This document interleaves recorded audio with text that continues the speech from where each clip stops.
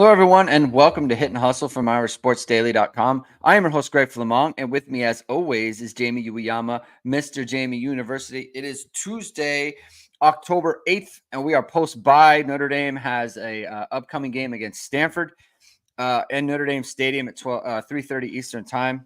And, look, the bye week is always good, right, Jamie? You get to refresh. You get to take a step back from things. You get out of your routine. I was listening to you on Power Hour. You didn't watch that much football. You said I got to watch a good amount. I got to watch a bunch of soccer. Oh, Got to watch a bunch I of watched a football. lot of football. I just didn't listen to the podcast. I just didn't Oh, listen to the podcast. no. Yeah. No. Listen. I know you probably did. When Yeah. you live in Southern California and USC loses, you stay You up got late to. to watch the Well, podcast. sure you listen to local I am in radio. the lion's den. No. I did listen to a few. Well, plus I have like my untitled USC show with Michael, so I do have to get some information on that sort of thing. But yeah, do listen to the pods. It's just fun. It's a part of college football for me. Look, when Michigan and USC lose on the same day, you go all in on that sort of thing. It's a gift from the football gods. So that's what I was doing. It's a good bye week. Coming off the bye here, Notre Dame's got Stanford, as I said. We'll talk about injuries, who's coming back, who is not coming back. Obviously, very bad news on Boubacar Traore, but we kind of expected that. But that, sounds like Jordan Faison's going to be back. Josh Burnham's coming back. So we'll talk about that. Talk about the upcoming matchup with Stanford, and then we'll get into the schedule. Right? I think that it's going to be a little bit more difficult than people would have thought, but we'll get into it. Notre Dame's got to handle this. All right, so that's what we're going to talk about.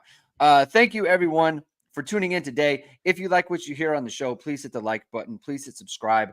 Please hit the notification bell so you know whatever it is. We are going to go live. Links to the podcast are in the description below. And as always, Jamie, the show is brought to you by ESQ Clothing. ESQ's gearing up for the holiday season. It's approaching fast. And ESQ's got you covered. All your parties, all your gifting, and all those sorts of things.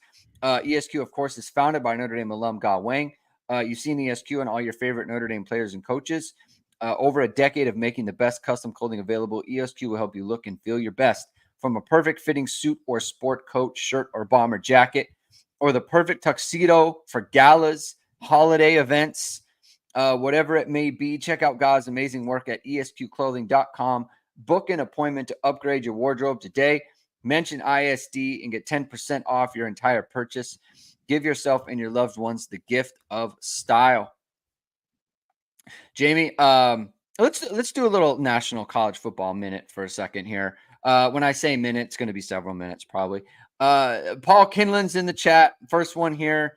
Thank you for being here, Paul. Memo to Marcus Freeman. Watch how Clark Lee coached against Alabama with 3 minutes remaining. Be aggressive with your offense, please. I think this is in reference to Marcus Freeman running 3 straight times against Louisville. Although the last play, he wasn't trying to run it. It's kind of a run pass option thing. We kind of been over this. I don't really have a problem with Marcus Freeman doing what he did with their third team guard in there. You don't want to mess around, especially when we got a 7-point lead and a really good defense. But this is a good excuse to talk about the Fighting Clark Lees taking down Alabama. Jamie, listen. Upsets happen. They do, as we've seen in college football. 40 points. 40 points you give up to Vanderbilt. That's not it. That is not getting it done. I could not believe, okay, they could not. They had to get a stop. Alabama got down. There was like 2:40 something left, and Vandy is able to run out the clock in the game. Alabama never gets the ball back. Malachi Moore's throwing a tantrum. He's throwing his mouthpiece. He's kicking the football. I actually love that. But my goodness, Alabama can't get a stop against Vanderbilt. I heard the guy Legend on the Paul Feinbaum show. Oh, I love that. It was amazing. It was one of the best rants you'll ever hear. Again, that's another staple of like college football, like fan rants like that. How shocked are you, Jamie, that Alabama could not find a way to keep Vanderbilt out of the end zone, just up and down the field, Jamie? I'll tell you what, I am not shocked because Shocked. anyone who watched Washington last year knows that Kalen DeBoer does not.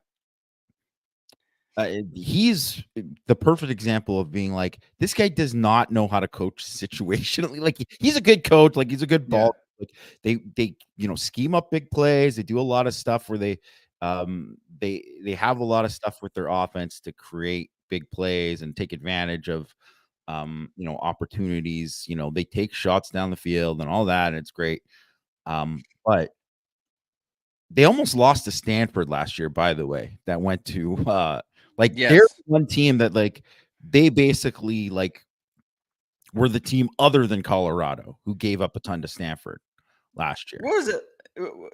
What was it? I thought the score was like super. It was like It was like 15-7 or something. 32 or something like that. Like it Was was it? Maybe I'm thinking of a different game. But continue. there was like another game with Stanford where they Oregon State where it was like 15 to whatever.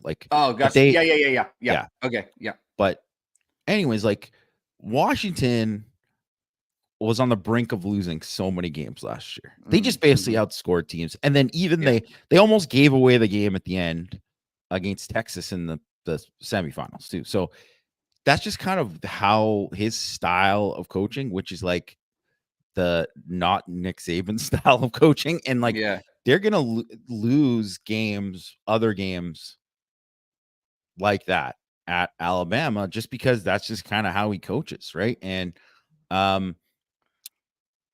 I mean, first of all, it's awesome that Vanderbilt won that game. Love that it happened. By the way, Vanderbilt though has a pretty good offense. They've been pretty good this year. They've been pretty good. They're Yeah. top 40 in OF plus, combined FEI and SP plus.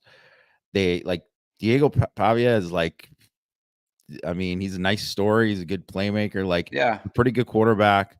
All that kind of stuff is great for them too. But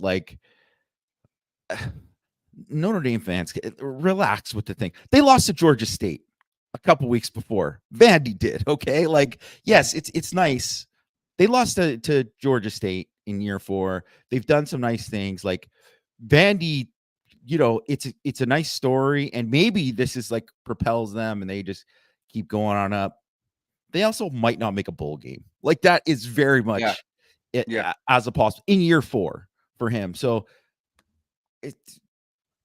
I don't want people to get carried away with, I give him his flowers for it. That's awesome. He's a great defensive coordinator at Notre Dame, but it is, I mean, I did see some of the stuff, be happy for it, but it's let's relax with a little bit of the of kind of what has happened there. But I mean, I will say though that the one thing I'll say too, the with the legend guy on how they had not lost a Vandy in 40 years. And he was like, Mike Shula didn't the Post didn't lose to it would say go to Paul Feinbaum's page and find it if you have it. I would play it here, honestly. A, we probably get copyrighted, and B, it's 6 minutes. I'm not gonna take 6 minutes. It's great though. To listen. It's very, very good. So Bama goes down. Look, it happens in college football. It just does. Peter Davis Stu asked, do I listen to Petros and Money, former Angelino? So Petros Papadakis is a former USC captain. And he's on the radio out here with Matt Money Smith. I like Matt Money Smith. Yeah, he's good. And Petros he's a former USC captain, but he is the opposite of a homer. He will go in on the USC program. I don't listen to that anymore just because I'm not ever listening to the radio. But speaking of USC, they went down to Minnesota. Classic. It's a classic Big Ten. You're going to go to Minnesota in the middle of the year. Minnesota's 2-3. It's going to be a dogfight. Listen. I am so tickled by everyone in the Big Ten now talking about travel and the time zones and all these travel problems. What we've been telling people forever, the amount of travel that Notre Dame puts on themselves year after year is just, you get to the end of the season And it just kind of becomes untenable at times.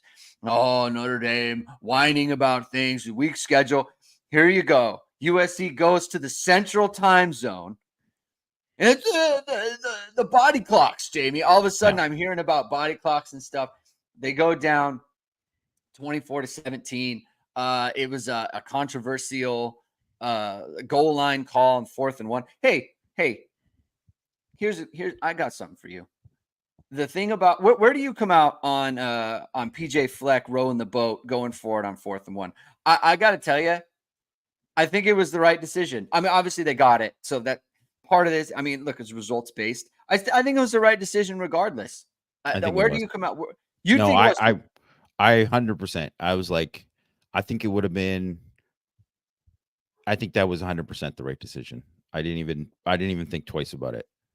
Even when they got called against them, even though you knew they got in, like I still thought, even if they got stuffed, I was just like, this was what it is too. Because also too, and this is kind of bringing it back to that. The first guy's point about like, that you're 2-3 Minnesota.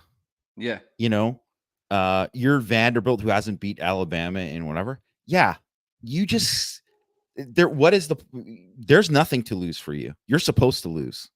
So you want to play that way because that psychologically too, that's like way harder on USC for that to happen. Right. So I think that's part of it. Like why,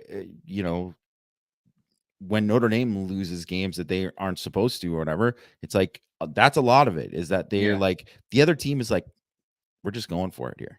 Which is, why Stanford, like, they try to do that all the time. They're just not good enough to get it done. But like they play that way. Formula. That's that's because they have to play that way because Yeah. there's literally nothing to lose because it's like, well, guess what? We're getting blown out here. So we're either going to get blown out or we're going to make it close by doing everything we can, taking every chance we can. Right? Yeah. Blayberg says, as the foremost safety connoisseur, how impressed were you of Minnesota true freshman Coby Peric? Kid is amazing. Yeah, for sure. A lot of good safeties out there, Jamie. I love to see that. You know how I feel about the safety position in college football. Big Yeah, Coby I thought. guy. Had him 47, the ISDFAP 50. Let's go. Jamie is on it. This is why you're Mr. University, Jamie, because you take people to school on this sort of thing. I like to go in for it because look, USC throws an interception at the end, right? From where? The 28-yard line. If it's a 3-point game, they don't need to do that. They're just kicking a field goal. Like, and not just that, but you get the ball at the 25. If Minnesota doesn't get it there, they're on the 1-yard line. And like anything could happen at the one. You can't just take a knee, right? Yeah. Like you do have to try to move forward there. They're not an under center team. I thought it was the correct thing. You go make them score a touchdown, not kick a field goal. This was the mistake that LSU made. And look, LSU wasn't trying to make this mistake and they weren't at the 1-yard line.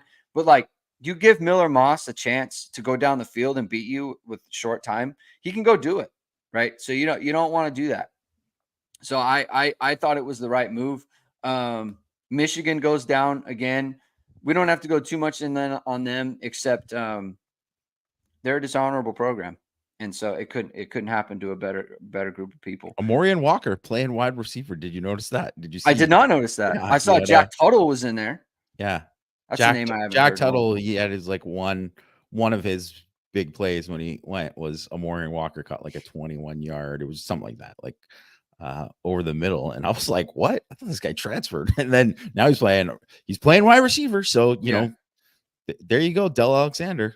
He was on it. I think one of my, he's, I mean, it hasn't really worked out. No one is catching a lot of balls in that offense right now. That's, you know what? That's a fair point. Look, I think the main takeaway from, and you mentioned it on Power Hour, I think the main takeaway from this weekend of college football is there are no great teams. Truly. I mean, maybe Ohio State, we'll see. They play Oregon. I don't think Oregon's that good of a team, to be honest. I think Ohio State should win that game pretty easily. Well, I don't want to say easily. I think they should control the game. That's what I think should happen. But I mean, you can be in control and the game's kind of close-ish. But I like Ohio State in that game, but I just don't know that there's really like a bunch of great teams in there. I think there's a lot of like I think there's probably 40 to 45 top 25 teams, if you know what I mean by that, Yeah. right?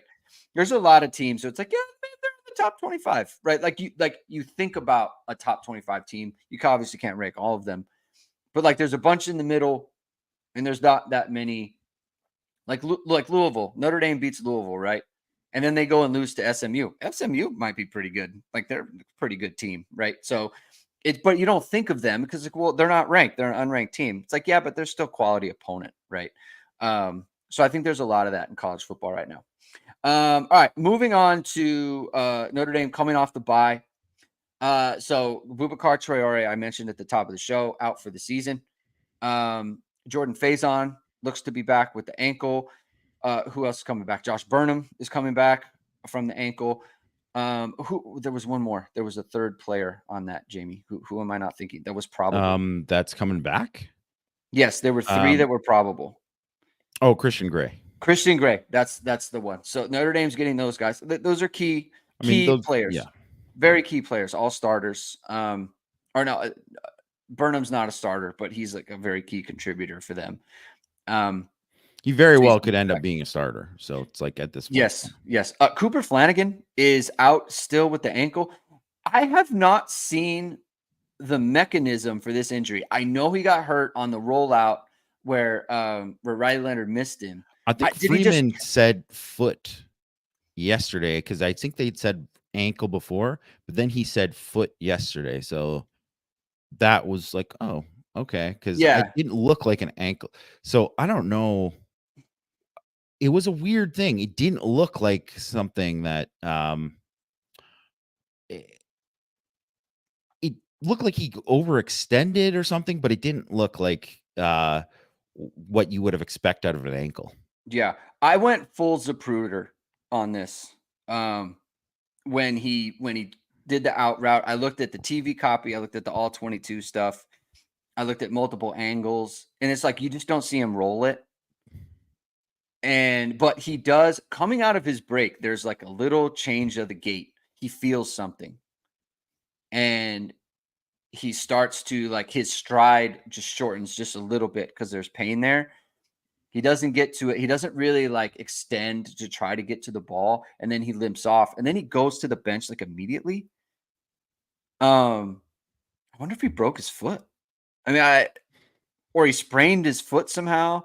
I feel like if he broke his foot, they would have said like he's gonna be like that's something they would have said. They said he would have been like if he broke his foot, they'd be like he's gonna be out for some time. Or maybe just like a bad foot sprain or a bone sprain or something. Maybe, yeah, because there's something there. I mean, it could be a Under Armour cleat thing. Yeah, I'm surprised he hasn't been. He's not back yet. Just given, so something's up. Cooper Flanagan. He's not back. It doesn't sound like Billy Strouth is going to be ready to go this week. It doesn't sound like Gabe Rubio is going to be ready to go this week. Maybe it'll be the Burnham thing where it's like, oh, they're questionable, and then he plays like 5 plays or something. Like, honestly, if Gabe Rubio were to suit up, like that would be great, even if he doesn't play. Just get him in pads and warming up and stuff.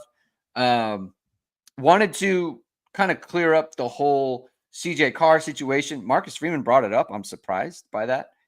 But when you send your quarterback out there and he's throwing left-handed, I think they had to, Greg. But if you didn't put that out there publicly, I don't think they would have. They probably would have just avoided it. That might be correct. That might be correct. And here's the thing. So he said he said he got injured in practice, and it's something with the elbow. It's the elbow. Got injured in practice. That tells me it's not like he's throwing too much or he's got elbow soreness, because you would just say like, oh, he's throwing a lot. He's got some elbow soreness. We just wanted to heal him up. He said got injured in practice, like something happened, right? There was an incident of some kind. I don't know what it is. If you got hit or, if they're going live helmet with him on the thing or whatever. Like he, his arm got hit when he was throwing the ball. Could be anything. So I don't know. What I will say is in warmups, he didn't have any sort of sleeve. He didn't have any sort of anything. The only way anyone would be able to tell there was something wrong was the fact that he wasn't throwing in warmups and that he threw left-handed.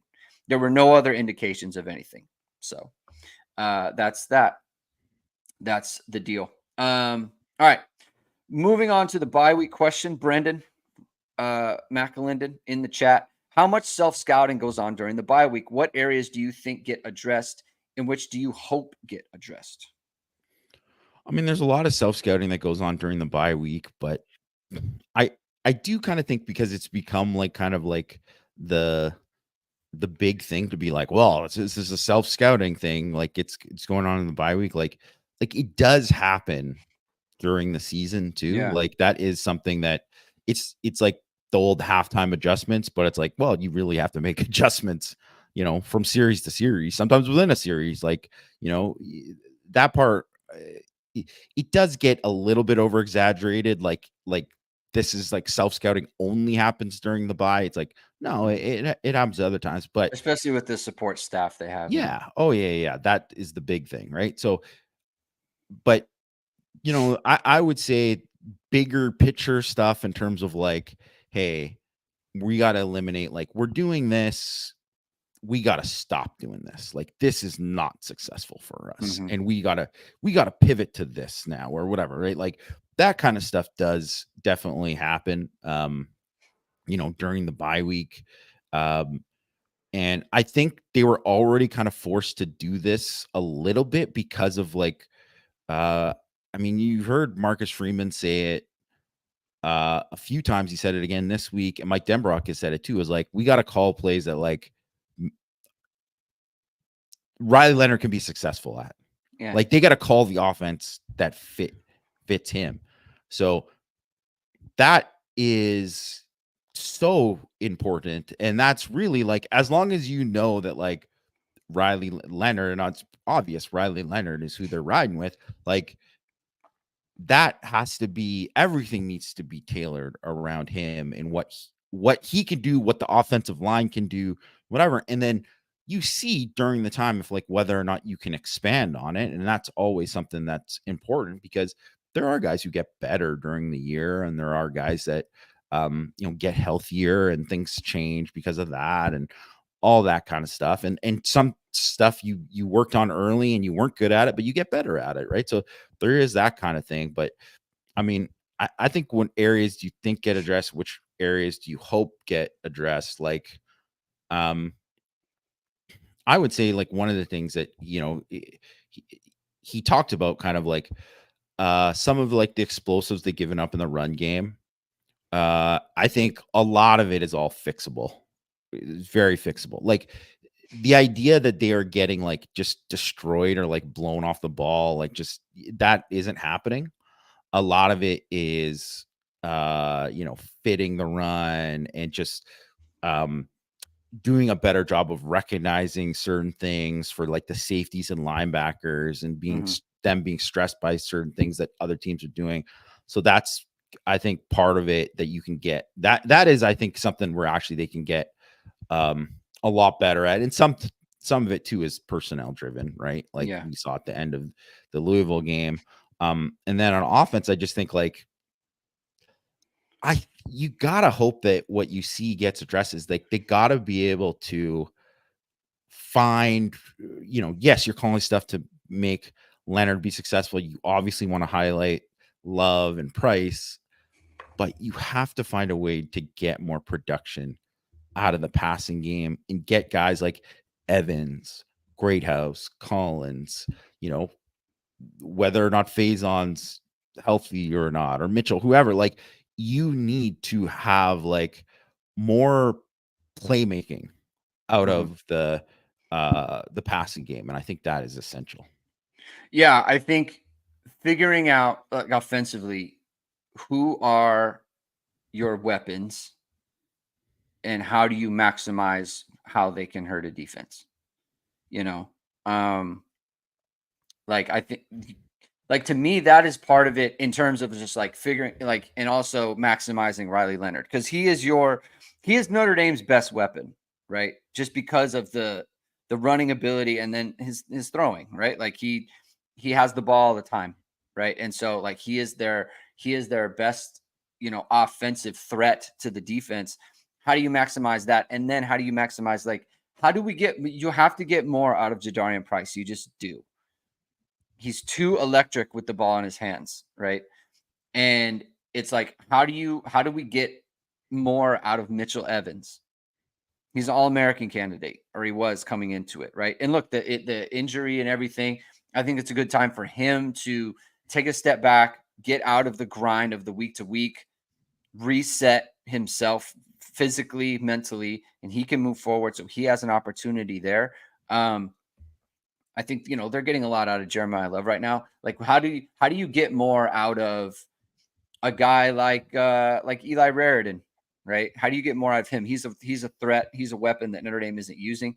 I think Bo Collins is another one. Like, there's a lot of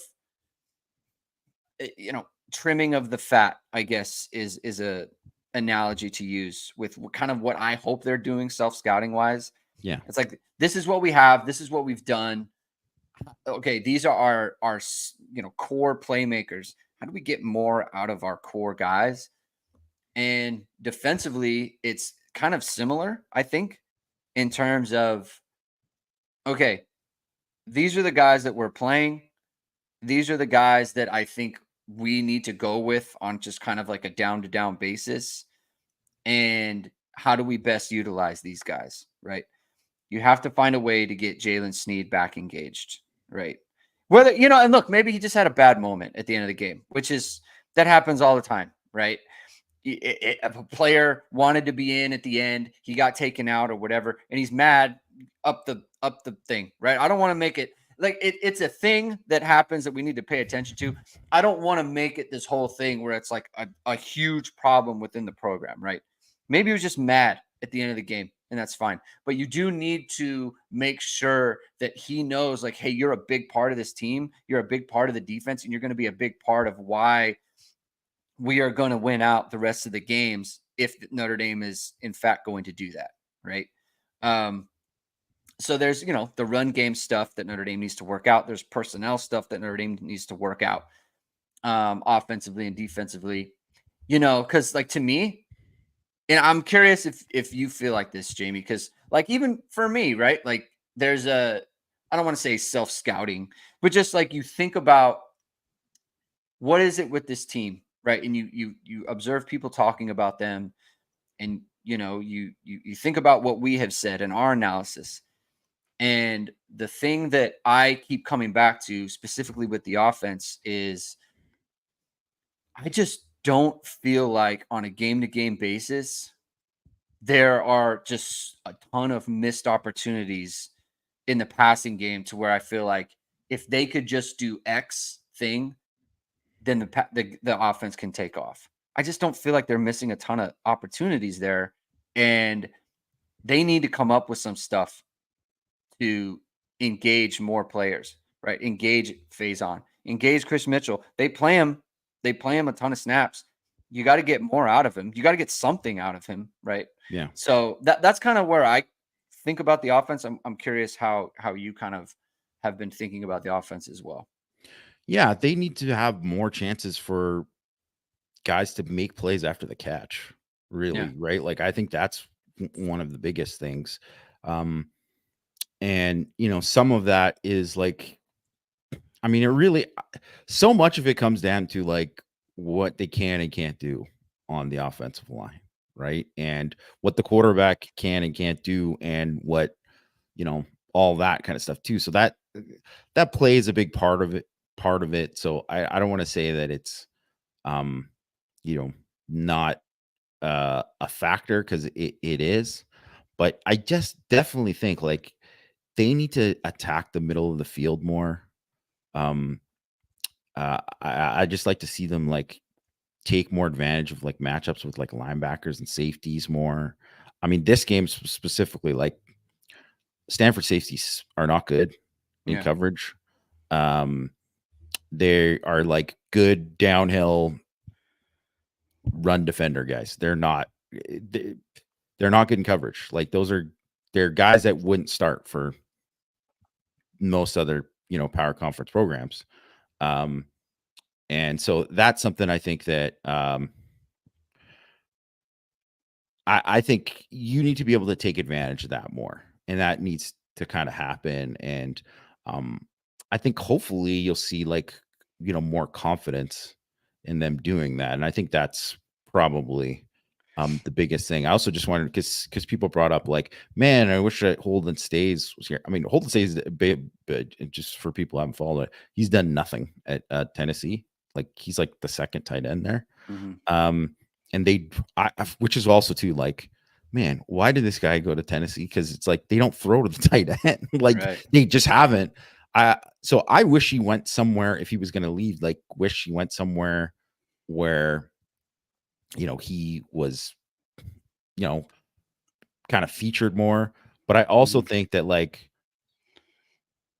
I mean, Stays wouldn't be like Eden if he was at Notre Dame right now. No one is eating. So like it's not like something there where they're missing him. And to be honest, too, is like Mitchell Evans showed he's like much better than Holden Stays Yeah. just overall. So and also a better blocker and all that kind of stuff too. So maybe Stays you could play for someone Raritan, but I think Raritan can do a lot of what Stays can do as an athlete and some of the things like that too. So I don't think they're really missing him all that much, other than like Flanagan's hurt. It would be nice to have another guy there. Mm-hmm. Yeah. You just got like Stays. The thing is like the only thing you can say with Stays is maybe he would have made it easier for Evans to take a break in the beginning of the year, maybe. But I don't know. I don't feel like they're a hole in Stays away. I think it's just more of a commentary on like maybe it's better to just hang in there where you're at a place that prioritizes tight ends and Yeah. not a place that doesn't. That's not what you want. I've seen a bunch of let me see. Two back sets. So here's the thing with two back sets. This is to me, this is kind of like and it's something I've done in the past is I've kind of latched onto things like this where I want them to be different than what they are. The one thing that usually doesn't happen, and it could happen, I'm not dismissing it offhand, but usually what Notre Dame is running in terms of sets, in terms of personnel, usually that stays static. Usually, right? It's just pretty rare for a team to just completely be like, you know what, we're gonna unleash this like two back set package. I mean, they've done some, so it's not like they're not going to do any, but like I just don't think they're going to be like a heavy 21 team this year. It's just not going to happen, right? They would rather have the tight end in the game, or they would rather have the extra wide receiver in the game. That's my opinion. What do you think about this? Yeah, I mean, I think that's kind of what, probably because the other thing is too is that like if you haven't really done it before and you're just doing it on the fly, like it's not exactly the easiest to just all of a sudden insert it, which is why a lot of the stuff too, you see like them do like they put in like they basically had 22 personnel on the field. They had two tight ends and Yeah. and two backs. And in I can't remember which game it was. I think it was the Purdue game, right? Where they came out like that Yeah. on one snap. But it's like that's only part of the script. Like it's not part of what they're doing in the kind of like base offense. So yeah, I would like to see that kind of stuff like sprinkled in more, and also just I just think it's good to just get those guys on the field. So then it's like you're making them think and you're making them worry, like specifically for like just third down stuff. Like that's to me, it totally makes sense. But I don't think we're ever going to see as much like 21 as we saw with Reese in 2022, With which with wasn't like even a lot, but it was like Estime and Diggs, yeah. Diggs, and then and even Tyree too, right? Because it was like they were doing that. I mean, they had 3 through 31 a couple times, right, where they were doing it, and they could do a lot of that stuff. And I would love to see them do more of that, because I thought that was obviously, very successful for Notre Dame. Like their YPP on those plays was like incredible. But I don't know. I doubt they'll ever go that far in that direction. So it's like people shouldn't get their hopes up for it. Yeah, like and to be clear, I'm all for it. Like Oh I'm yeah. No, I'm 100%. no, I but just agree to with you like completely. the commenters and Yes. the question, like I poo-pooed the idea sort of, but it's not because I don't like it. I love it. I love the idea. Um, Michael Hahn says the strength of the offense is the running backs. Get more of them on the field. Yeah, I'm a proponent. I just don't like because they haven't done it. I want to be realistic about the fact that like it's just I don't think it's coming. Just like I don't think there's gonna just be a ton of play action now or a ton more RPOs. Like I don't foresee it. They might do some. They might do a little bit more on like a game to game basis, on like a single game basis, but generally speaking, Riley Leonard says run more of the stuff that I like, and they don't run play action too much, so it appears to be something that he doesn't like. So that's the deal. Something you will like though is if you go to VSR Media for your media company, you will like that. You will like the products that they have and the services they have. And VSR Media is founded by Notre Dame football pregame host and Emmy award-winning anchor Vahid Sadrazadeh. VSR Media provides professional and cinematic video and photo. Whether you're looking for a collegiate or pro-level highlight reel, have a personal story to tell, or are aiming to diversify and grow your business, VSR Media specializes in short and long-form video storytelling, social media management, and website design. VSR Media also captures professional headshots, senior, and sports photos. Contact them at vsrmediacompany.com. Mention Irish Sports Daily to receive 20% off your first project. Visit them online or give them a call at 574-800-9106. I do want to, there is one thing, the self-scouting, on the self-scouting front. Notre Dame's second down defense, I think, is probably the most obvious, like, hey, what are we doing on second down? And what are other teams doing to exploit us? Because it's kind of been a thing all year. Yes. And that is a glaring red light. Somebody look at this, get this fixed, right? Like that, because it feels like a scheme, some sort of some sort of tendency that Notre Dame has on second down defense that teams are able to exploit. It's kind of like a pitcher tipping their pitches to bring it back to the Major League Baseball playoffs real quick. It's just like that to me is a glaring red light of like second down defense. Yeah, no, what's the for deal sure. here? Like it's definitely like a thing where they need to I mean, it's remained a constant. It's remained a Yeah. constant, right? And it's I mean, I don't want to say it hasn't been better, because it has gotten better. Like obviously just people don't forget about the NIU and all of that, right? Like that Yeah. was huge, but really if you can look at it, like I mean, there's when you lose a game like that, there's like 5 things you could point to that say like this is why you lost the game. But second and long was one of them, and that was just one of those things that if they were better on those downs, they win the game handily. Mm-hmm. So that's it is something to think about.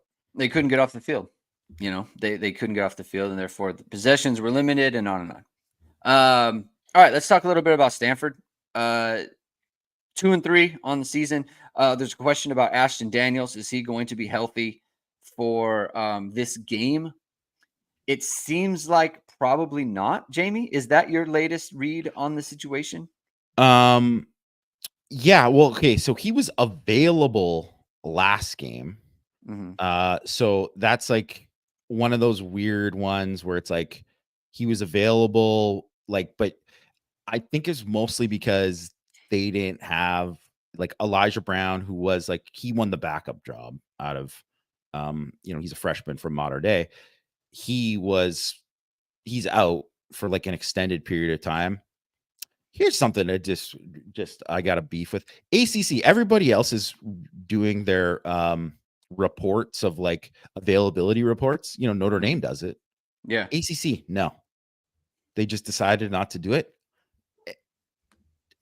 Don't be a second class conference. Just have it like everybody else. Like the Big 10 does it, Yeah. the SEC does it, everybody else is doing it.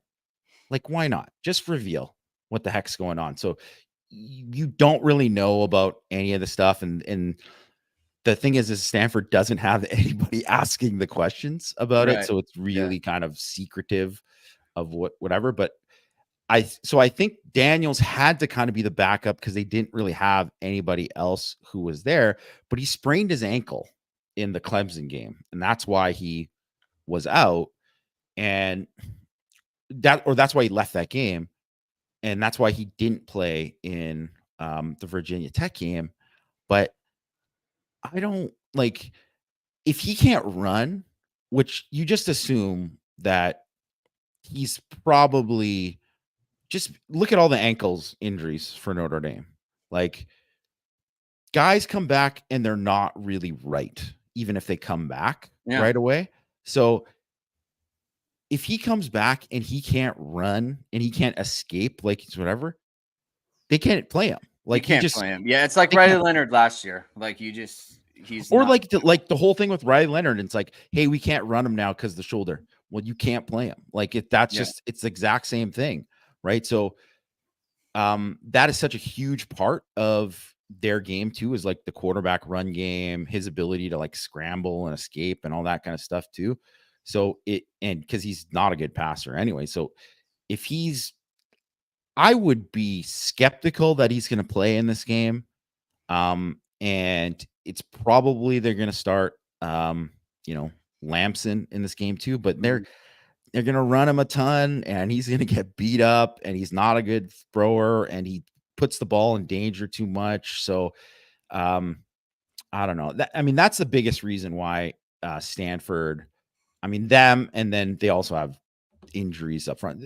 Stanford actually, I think this game could have been. I don't want to speak whatever because they got to play the game still, but just I don't think they have an opportunity to be as frisky as they could have been because the injuries they've had are like critical ones that they don't have guys, the You don't have backups. Junior Tuihalamaka sitting there, No, like they top don't. 100 type player who can No, they be don't. your Viper, right? Like that's the problem that they have.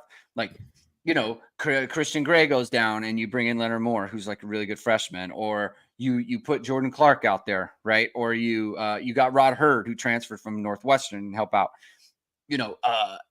Anthony Knapp, like really good freshman left tackle, right? Rocco Spindler is your backup guard who was a top 100 guy. Like Stanford doesn't have that. And so the injuries that they incur are so much more meaningful because they just don't have the depth there. Yeah. Question. You noted Stanford has a good run defense Yes. by the numbers. Is that because they can't defend the pass? Some of it is, right? So that's definitely part of it. They are better. They're way better than they were last year. Mhm. Like it's just without a doubt. Like they're more comfortable in the system. That's a big thing. They like where before, they blitz all the time, right? They Yeah, blitz all the time. It is very, Bobby April the third is the he was the outside linebackers coach at Wisconsin under Jim Leonard. He's from that like got Rex it. Ryan Jets, that's what they do, right? Yeah. And they're also too the foundation of those teams is stop the run. Stop the run, right? Like stop the run. We're going to throw bodies at you. We're going to run blitz. We're going to do this. And those guys are way better within the system. Like the linebackers are way better than they were last year. It's the same Mhm. guys. It's just they're just playing way better. Right. So that helps a lot of it too. And then everybody's a year older, kind of up front. But eh, I I think that's a piece of it, but they're still not like it's weird because the raw numbers look great, but their advanced stats aren't great. Like they're and then Clemson obviously ran on them. Put it this way, they're not Louisville or Texas A&M.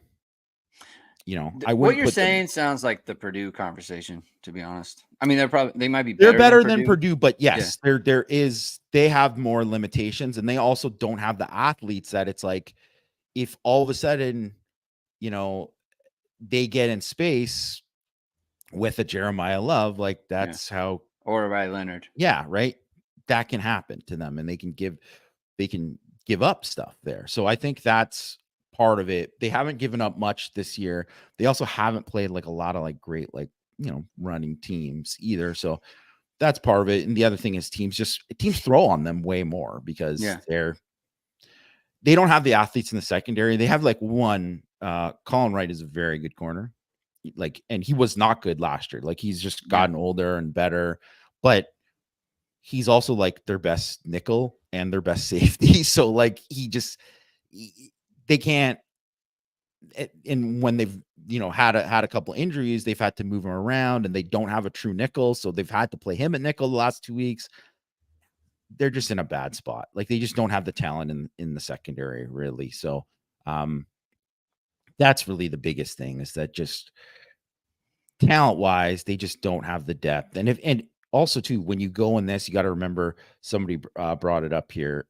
Sorry, I can't see it, but like, oh, Jason Z with about this is Stanford's third cross country flight this season. oh yeah, Well, yeah, it's their third in 4 weeks. yeah, So, and they've played, they're playing real teams, right? Like they didn't play any cupcakes in that group. And obviously you saw the last 2 weeks where they've gone down and the injuries are piling up. Like they're probably going to come out of this game with a couple guys going down just because law of averages. It's like, they're going to need to, have a bye week soon to just yeah. get some guys back. And they just don't have the depth to deal with it. And so that's the biggest thing is that they're just going to get put into spots where I think I I do think they are a well coached team on both sides of the ball, really. Like I don't think um you can tell they've gone better. They play hard. They do play really hard. Like that's a thing. So it's not, I don't actually think it is a bad sign if like it's really tight for like a quarter and a half or something like that. Like because I think they're going to come out and they're going to throw a bunch of stuff at Notre Dame, and they're Yeah. also going to play super hard. I mean, you got to remember, like everything too. Like they have nothing to lose, so they're going to throw everything against it. They're going to come out and try to be physical. They play hard for their coach. Like it's a thing, but you just wear down and pull away, and it would be concerning if Notre Dame didn't pull away from them. That would be the concerning part for me. Yeah, so Chris Waworka says if Notre Dame struggles at all against Stanford, it's a very bad sign. I think I don't know if that's true. Like just because Marcus Freeman, I don't like NIU was not indicative of like what they would do. Obviously, not against Texas A&M; they had already beaten them. But like it wasn't indicative of Louisville, wasn't indicative of Purdue, wasn't indicative of Miami, Ohio. I mean, it was Miami, Ohio a little bit. I mean, look, if the 2024 season is Notre Dame's going to struggle against the weaker opponents early, then so be it, right? Like I feel like every Marcus Freeman season so far has had some kind of theme, right? Last year it was the road. In 2022 it was like red zone defense, like just can't ever. You're going to give up a touchdown every single time they're in the red zone. There's always something with Notre Dame, so like I don't. Like, I to be honest, like if Notre Dame won the game like 21-20, I wouldn't think it had anything to do with like whether or not Notre Dame's going to do something against Georgia Tech. Just wouldn't, like I'm just kind of conditioned to feel like that. So I do. No, you know what? I do agree with that somewhat, but this isn't a good, like I mentioned all the injuries and stuff too. Like there would be no excuse to doing that. Like that is like, it is like almost worse than losing to NIU. You know what I mean? Really? Yeah, because they're not like there's no excuse to not be. They have too many like things going against them. Stanford has too many things going against them that if you don't pull away and win by at least double digits, maybe you struggle for some time, but like you don't win by at least double digits, that's bad. Like especially when we mentioned the quarterback stuff. Like if Justin Lamson comes in and all of a sudden Yeah. guy's like a less than a 50% passer for his career. If he comes in and he does that against like Notre, I doubt it. He's probably not going to do it against Notre Dame's even. Like that's very red flaggy. Like that is red flaggy. Like because then it's like, well, what's going on here? Like why did that happen? And um, I just think that like like I said, so if you look at the Clemson game, right, where they had more guys that were healthy, Mm-hmm. they went down first drive and like got to the red zone, Yeah. and it was 7-0. They turned the ball over, Right. and even at the Virginia Tech game, same thing, red zone turnover, right? So it's not crazy if it comes out and it's like, man, it's 7-7 at the end of the first Yeah. quarter, or like it was seven. Even with the turnover in the Clemson game, it was only 17-7 at half. Like it wasn't like a crazy anything like that, but it's just what happens when you have the depth problems and you have whatever is like you should eventually kind of pull away because it's like guys are playing too many plays that they should have, or guys are not playing that, shouldn't be out there. They make too many mistakes because they're missing guys like their starting center. I mean, I would be shocked if he played in this game. He was in a boot and crutches at the end of there, and like their interior O line already sucks. So it's like,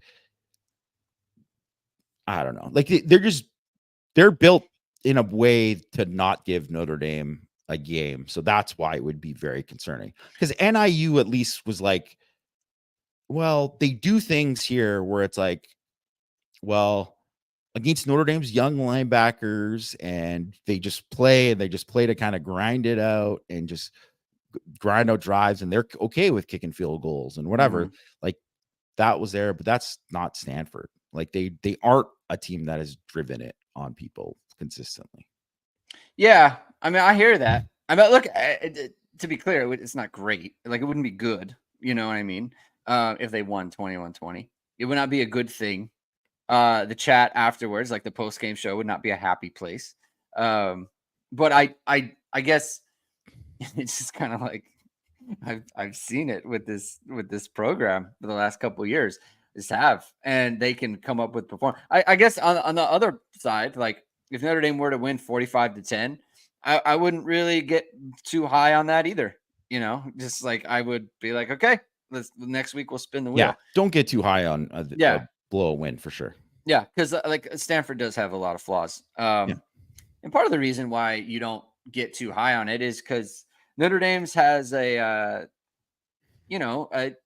got some good teams on the back end of this, right? Like I tweeted out their last 7 opponents combined 24-13. If you remove FSU from that, they're 23-8, right? Which isn't to say like any of them are actually good, right? There's so much that we're going to find out, especially about USC coming up, Yeah. and what that's going to look like. But it's like there's a lot of games in there where it's like, hey, if you struggle, like you could get into a bad spot, right?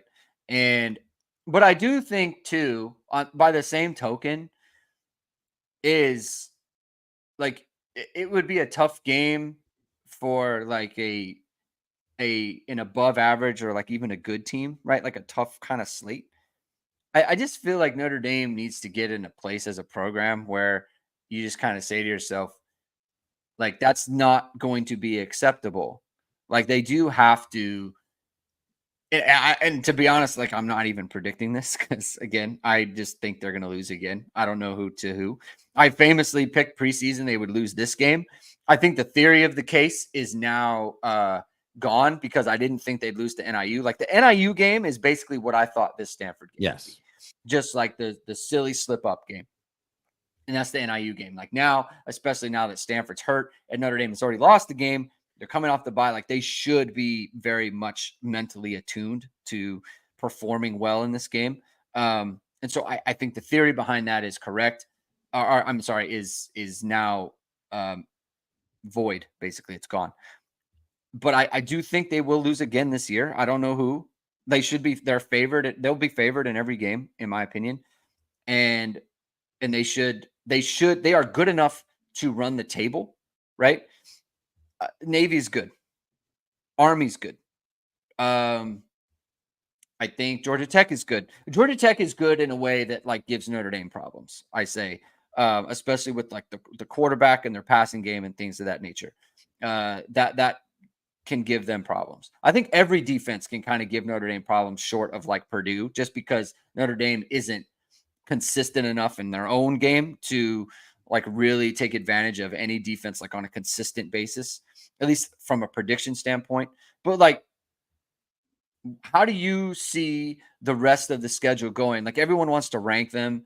Like FSU is just like a shell of itself. Like I don't even know what to say about them. I mean, coming in November, I mean, they could just be a complete disaster by that point. And I mean, beyond Stanford, they could lose their next 3 games. they could, yeah. They play at Duke, at Miami, versus North Carolina. Not like North Carolina is great, but like they could lose all 3 of those Yeah, games. they could lose. They could lose every game the rest of the year. I mean, Yeah. that's where they're at right now. Yeah. So, but like, where do you look at Notre Dame's schedule, right? And you kind of went over it on Power Hour. Like, there are some good teams, but like Notre Dame needs to be like there are good teams, but Notre Dame has bigger goals than this. And they need to see that as like one of these train teams is not going to trip us up. That's how they need to be feeling about this. It's like how about we build to being, and when I'm speaking, like if I was on the team, I'm speaking from the we in that point. Like, how do we build to be like a playoff team? Like Notre Dame, people are talking about Notre Dame in the playoffs right now. How do we become a playoff team? How do we show that we're a playoff team? I think that's where Notre Dame's mindset has to be. I'm just curious about how you feel about, that and their schedule moving forward, coming off this first bye here. I mean, I think they have too many injuries and too many problems, and too many limitations on offense to just say like, hey, we have, they can just think about the big picture too much. Like, I think they really got to concentrate on winning every single one of these games, because I think kind of, what you said, like, that they could very well lose, another game. Like, I mean, that is definitely a possibility. They'll lose another game or 2. It's a possibility. But there are also like reasons to think that, they could win all of these games. And actually, it wouldn't be crazy for them to like win like big in a number of these games. To me, it wouldn't, because I think a lot of these other teams have like a lot of faults as a baseline you're talking about. Yes. And like, I will say, like, I think you put Army and Navy are just in such different category, as they are very good. Unfortunately, just bad luck. The year that you're playing Army and Navy in the same year, obviously they play Navy every year, but you're playing Army with them as well. They both happen to be probably like the best versions of themselves. Like, they're probably both going to win like 9 to 10 games at least. Like, and they might, run the table in the rest of the games. Like, there's a chance that both of them have like one loss going into that game, and their only losses both to Notre Dame. Like, because, we talked about how the AAC is crashed. Like, UAB sucks. They're going to, East Carolina, I don't think is very good. This is who's Army's playing. Air Force, who Navy, just beat pretty good. North Texas is like an explosive offense. So that might be like a shootout type of game. And then Notre Dame, but then UTSA and then Navy, right? So what are you going to know about Army before that game?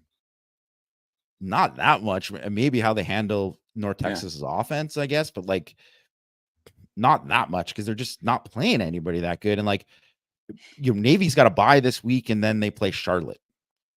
So it's like you're not going to know that much about Navy, more than already know now is, Yeah. kind of there. But like Georgia Tech, I think, yeah, they have an offense that you can play well, really, really well, but they still probably score some points because Yeah. they have enough guys like to do that. Like they have some playmakers at, receiver. They're not dissimilar from Louisville in a lot of ways in terms of like, the quarterback and his playmaking ability and they got a pretty good running back They're and not dissimilar from Notre Dame. no. Oh, well, defensively is where the big No, on offense specifically. yes, Yeah, on no. offense. I'm just talking Yes, on specifically. offense for sure. But it is a game like I would be that one. I would be surprised if it isn't a close game. Like I do think it'll be a close game. So Yeah.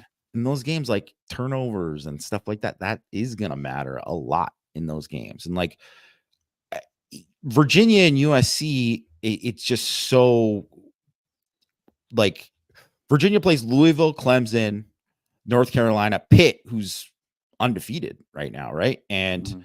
And then Notre Dame. So like Virginia's 4-1 right now. They might lose 3 or 4 games before they in the next whatever. So or they win them, at least 2 or 3 of them, and then you're like, wow, they're maybe better than we thought and all that, right? But I think like Virginia, from what I've seen, like their defense is better than what people expected, and they have a pretty good defense. So that's something. But none of these teams have like oh man, like I don't know how Notre Dame is gonna handle this. Like so USC's offense, like they're ninth in OF plus right now. They can't run the ball. Miller Moss I think he's a very good quarterback, actually, but like they can't protect him long enough. And because he can't escape or isn't a runner, Mhm. that really limits what they can do um, on offense. So that's just why they got to drive the ball a lot of the times. And it's just like, that's just really hard to do over and over again. If you can't get enough of the explosive plays. And they're just playing a gauntlet of teams coming up. Like Penn State, could USC beat Penn State? Yeah, sure. I don't think Penn State like is easily could be a fraud team, right? Easily Mhm. could be a fraud team, but at Maryland, that's another one of those cross country trips where all of a sudden you're going to go take Yeah. that again. And Maryland's not bad. They're not bad. And then you're going to play Rutgers. And the one thing, at least with Rutgers, is they're going to bring like physicality to They're that gonna game. beat you up. Yeah. They're going to beat you up.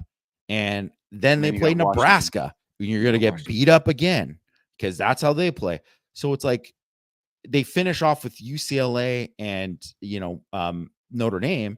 UCLA is whatever, it's in LA, so it's the same. But like, and then obviously Notre Dame's traveling there. But it's like, who's going to be healthy at the end of the year? Are they going to? Because maybe they're all healthy and they're hitting their stride or whatever. But like, I mean, USC might barely be a bowl team.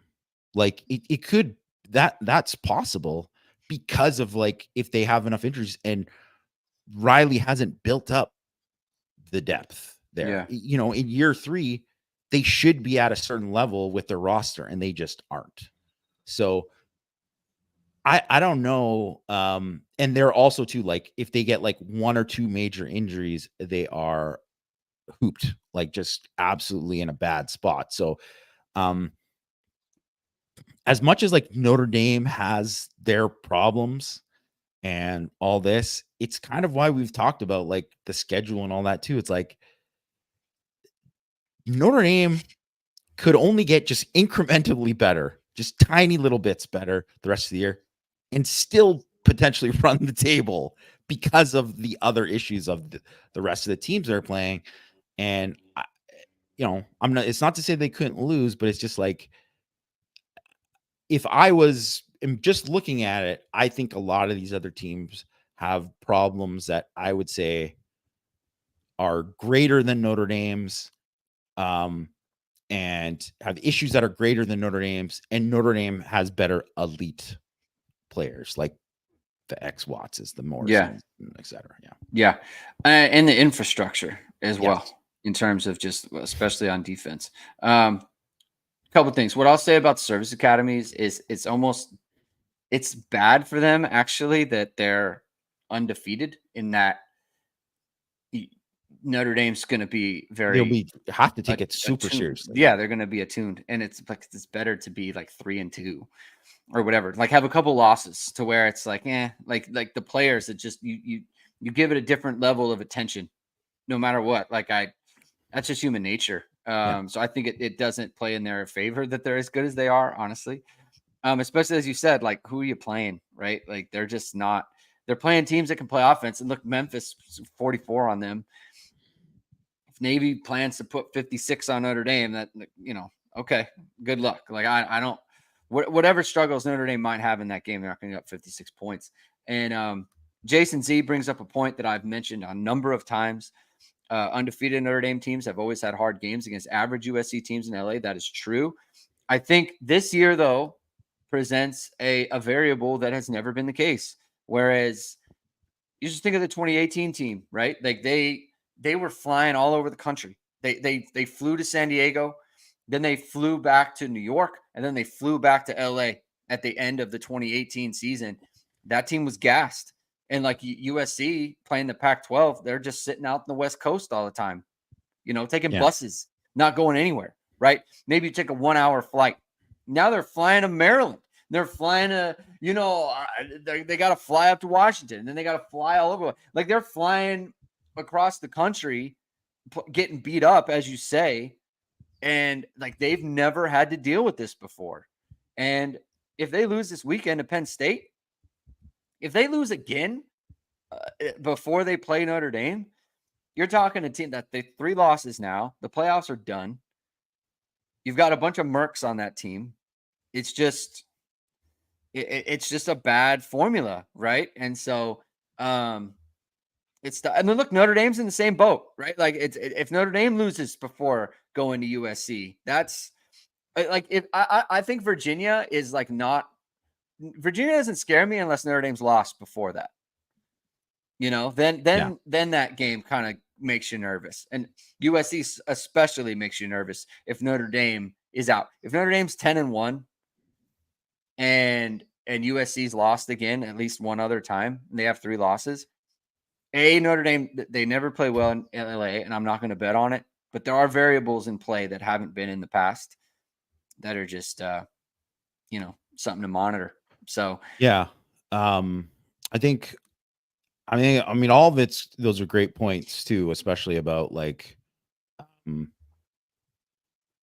how Notre Dame has performed in those games, and just like how traditionally how it's gone, like I'm not even talking recently, just is like there's a lot of times where that game is like a spoiler because that game just means a little bit extra there for USC and they put into it. But I do have a couple questions with USC in terms of like one. So let's just say let's say USC is 7-4 coming into okay. that game. All right. And they're 7-4. And what is the vibe going to be like with the team? Like you mentioned about the mercenaries, that's definitely a thing. Like it's definitely a thing where that's going to, that plays a factor. Mm-hmm. Also 7-4, it's like Lincoln Riley is like, the vibes aren't great with Lincoln Riley right now. So I'm not saying he's going to get fired. Because he won't. The buyout will be too big, and I'm sure they won't pay it. But like, Yeah. But he, for the first time in his career, he will be like, every game will just mean so much, where it's just like he's never had that at Oklahoma. I mean, he had losses, but it was like they'd have like 1 or 2 losses in a year. It would, Tops. it would be in like Bedlam at the end of the season, and they were like 10-1 or something. Yeah. Right. Yeah. It was always something like Or that. they lose a bowl game and they lose in the playoff, whatever. It's a totally different thing to go in like, hey, back-to-back years, you were like not good in year 2 and year 3. And oh, hey, now, and when you lose games too, are like all those guys that the defense has been better, but it's like, are all those coaches going to stick around? Because if they think that, hey, this might be Riley's last year, I might need to look to get out to go somewhere else. I may need to do that. So there's a lot of like that going on.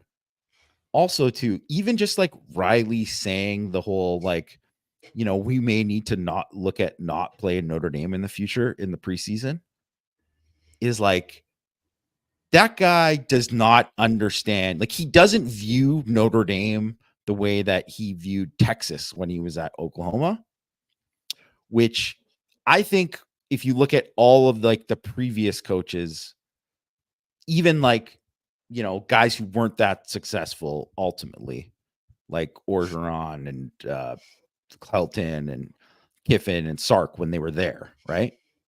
Those guys still viewed Notre Dame the same way that Pete Carroll did, and this and so on and so forth before that, were like, that game was like very important.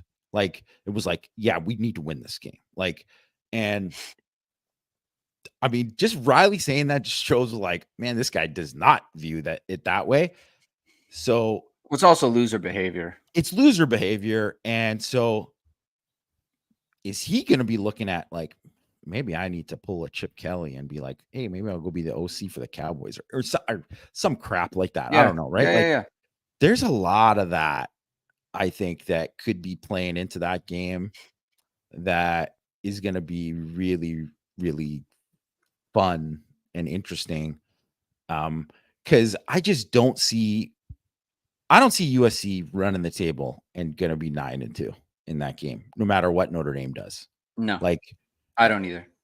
So they'll lose at least one more. And if they lose at least one more, that means no shot at the playoff.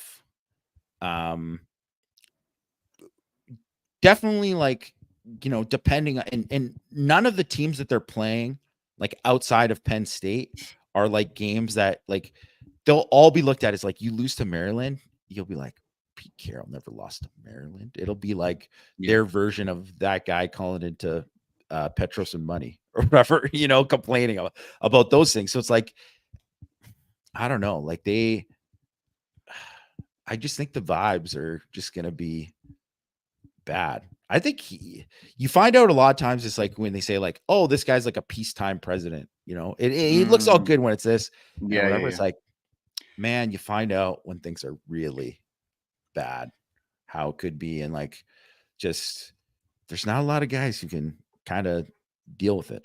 Yeah. So I'll tell you what the vibes will be. So in the last, if they are 7-4 going in and play Notre Dame, they will be 15-11 in the last 26 games with Lincoln Riley, which is not what you sign up for, right? Those are like Ty Willingham numbers. I think the defensive coaching staff is going to be broken up regardless. They have too many randoms, too many random pieces, right? Belk is going to get another job. The linebacker coach is going to get another job. D'Anton Lynn is probably going to go to the NFL somewhere, right? People like him. People like him a lot. Like the defensive staff was, like, to me, was so clearly just a collaboration, like a 1-year collab, basically, for all these guys. That was my impression. I believe I'm on record as saying I think this is Lincoln Riley's last season at USC. And I said this in like April or whatever. I think that's just kind of my feeling on it. The thing with USC is they're 69th in 20 plus plays of over 20 or plays of 20 plus yards, right? The previous year they were second. The year before that they were fourth, right? They have always been predicated on explosiveness, right? Yeah. And quick scores. And now they can't do that, right? I've said every game that they play, I'll predict the score is 24-20. Every single one. And whether they win or lose it, you lose 24-17. You lose 27-24 to Michigan. I think you beat LSU 27-20, right? You're in the 20s in all these games. You scored more than 30 points one time against Utah State, right? It's just like they have the same offensive line problems. And like you talked with Mike, like their offensive line is actually worse than it's been. And now you don't have Caleb Williams running around extending plays, right? I think Miller Moss is doing a good job. I think he's a good quarterback. He's done really well against pressure. I mean, he was like 10 of 17 against pressure for like 119 yards and 2 touchdowns against LSU, right? In this last game, he was 1 of 8. And with an interception, they got beat. So it's just they don't have the same kind of offense. And the defense is better than they've been, but they're not like, it's not like they're world beaters or anything. Like they're 70 something in yards per play allowed, right? It's fine, whatever, right? It's average college football. So, they lose again. I'm telling you, the vibes are going to be, so that's going to be something to just monitor going forward. It's going to be very, very interesting. But the same could be said of Notre Dame too, right? If Notre Dame loses again, what are those vibes going to be? So going to have to keep an eye on it. We're going to end it there. Thank you, everyone, for tuning in. If you like what you heard today, please hit the like. Please hit subscribe. Please hit the notification bell so wherever it is, we are going to go live. We will be back on Thursday. Full preview of Stanford. Any news and notes from Marcus Freeman's press conference, we will talk about that as well. Have a good rest of your day, everyone. We'll talk to you on Thursday. Keep hitting and hustling.